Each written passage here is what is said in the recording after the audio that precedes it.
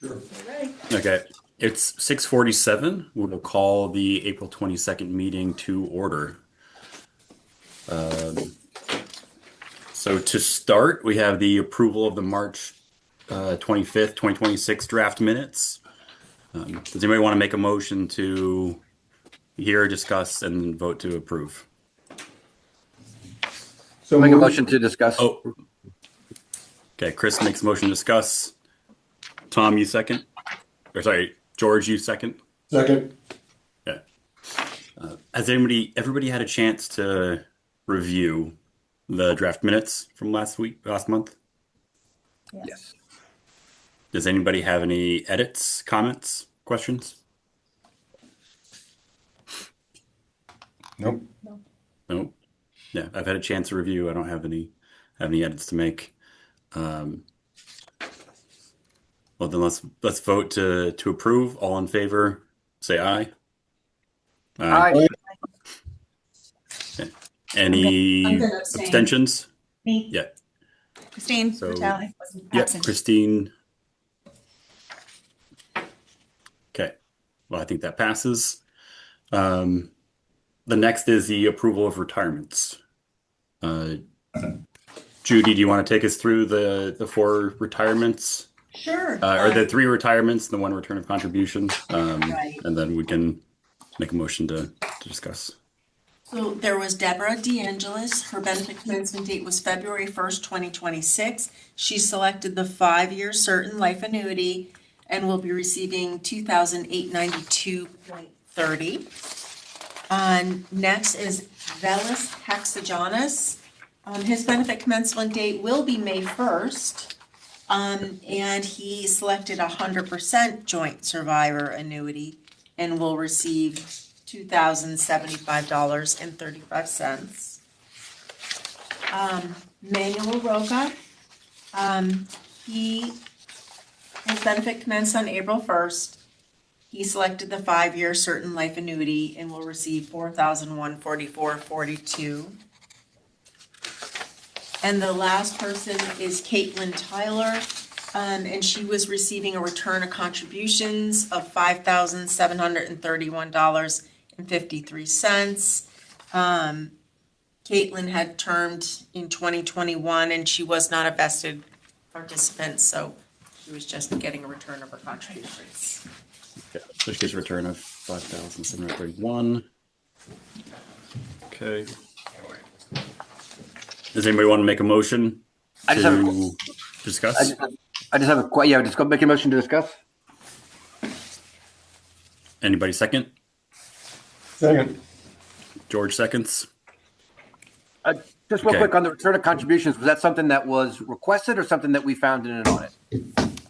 No, when Milliman took over, they had sent out letters to participants to let anyone know who was not vested that they could get a return of their contributions. And normally that is sent to people if they're not vested. But that's why we're seeing, I think, more of these, because I think, hold on a second, let me look at my notes.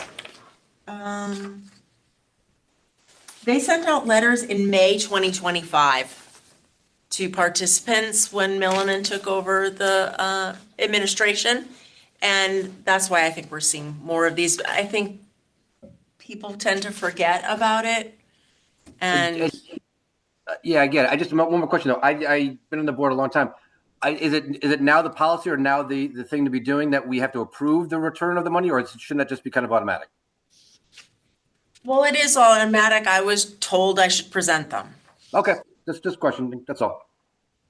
Oh, I thought we asked this question in a meeting prior, and that any funds to be distributed, any money to be distributed from the fund had to be approved, Approved. is what somebody told us. Is Okay. that? I guess maybe we my need to go to the. Okay, I just didn't know if we're doing extra or if we're doing the due diligence. I'm fine either way.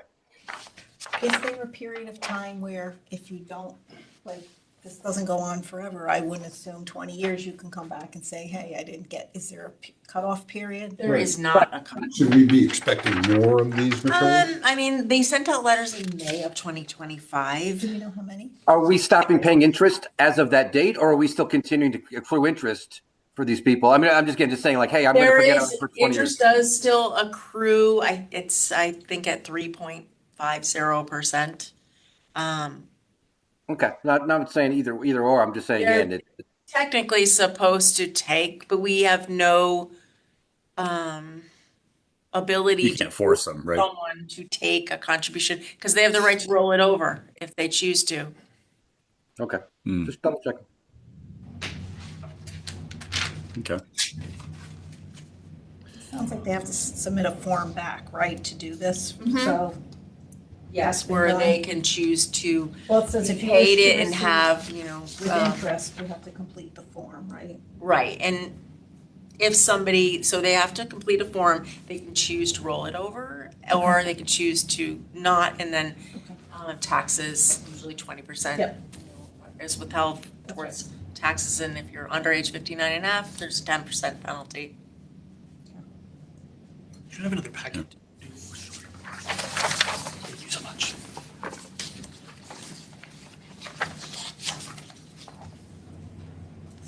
Does anybody have any more questions or comments on the 3 retirements and the return of contribution? Maybe it would be just to get a gauge on how much is sitting out there, right? Next I time. have to check with Yeah. Bill. Right. How many people and how much money Yes, yeah. potentially is out there to, And I'm sorry, what was that interest rate percentage? I think it's 3.50.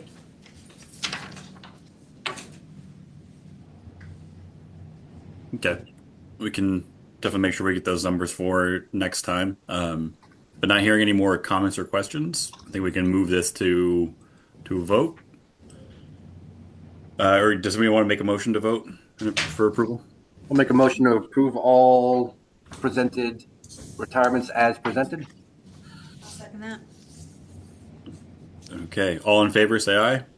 Aye. Any abstentions? Any noes? Okay, I think we pass unanimously. Section 4, old business. I don't think we have any old business to discuss. Topic 5 is new business. Does anybody have any new business to add?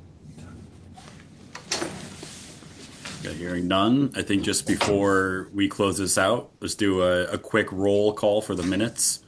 So if people want to start with first select person Vitali and go around the table, just say their name so we can record for the minutes properly. Christine Vitale, present. Carolyn Chrissa? George Blees? Joe Quinn. And then Nick Leeper. Chris Brand. And we have Eric Newman who's on mute, but also I think he's part of our board. Okay. Anybody want to make a motion to adjourn? So moved. Make a motion. Okay. Second. Seconded. We're adjourned.